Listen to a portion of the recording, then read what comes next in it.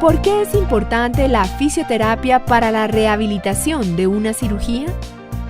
El ejercicio terapéutico y la fisioterapia son muy importantes en un paciente después de una cirugía para que ellos puedan recuperar primero su funcionalidad, que recuperen los arcos de movimiento de esa articulación que fue intervenida, todos los niveles de fuerza y que el paciente logre nuevamente su independencia. ¿Cuáles son las diferencias básicas en la rehabilitación para cada cirugía específica? En el tiempo la diferencia es dependiendo del tipo de cirugía o dependiendo del tipo de lesión, pero para todas las lesiones deportivas o de cualquier articulación, lo importante es tener unas guías o unas pautas que van progresando de acuerdo a la respuesta del paciente. Uno en una primera fase siempre tiene en cuenta la disminución del dolor, minimizar la inflamación o el derrame articular, proteger la articulación, enseñarle o educar al paciente en cómo protege esa articulación en casa y en unos ejercicios básicos para recuperar los primeros niveles de fuerza.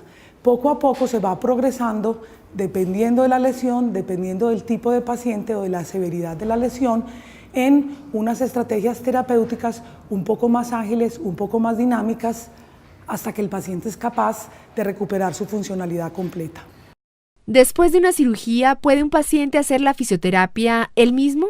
Lo ideal después de una cirugía es realizar el programa de fisioterapia y de ejercicio terapéutico acompañado, porque cuando es acompañado podemos proteger la articulación, vigilamos al paciente en que haga el ejercicio de una manera adecuada, en que no vaya a realizar movimientos, por ejemplo, bruscos o fuertes que vayan a afectar esa cirugía y le enseñamos pautas de cómo realizar algunos ejercicios caseros en casa. Una vez pasa esa primera fase de acompañamiento, al paciente se le enseña, se le educa en algunas recomendaciones generales o ejercicios terapéuticos dirigidos. ¿Qué tiene que ver el concepto de flexibilidad corporal con la fisioterapia? La fisioterapia no es únicamente ejercicios de flexibilidad. La fisioterapia abarca ejercicios de flexibilidad, ejercicios de fuerza, ejercicios de coordinación, ejercicios de agilidad, de estabilidad, de equilibrio, de reeducación del patrón de marcha o de la postura.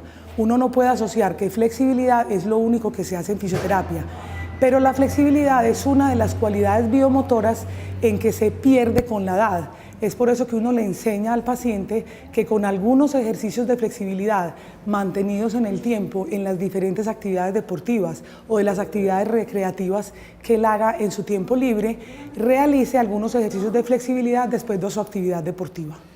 ¿Qué hay de cierto en que aplicar frío o calor ayuda a la recuperación de las lesiones? El frío o el calor dependen de la lesión y dependen del tiempo o el momento de la lesión.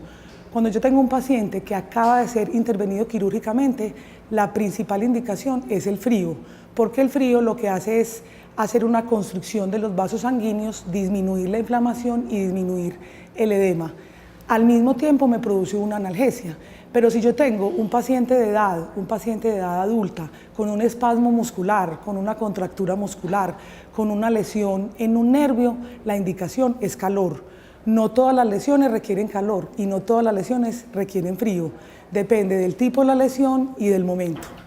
¿Cuáles son las lesiones más comunes que se atienden con la fisioterapia en la clínica del campestre? Las lesiones más comunes son las lesiones del ligamento cruzado anterior en la rodilla, sobre todo en deportistas, en futbolistas, en jugadores de básquetbol.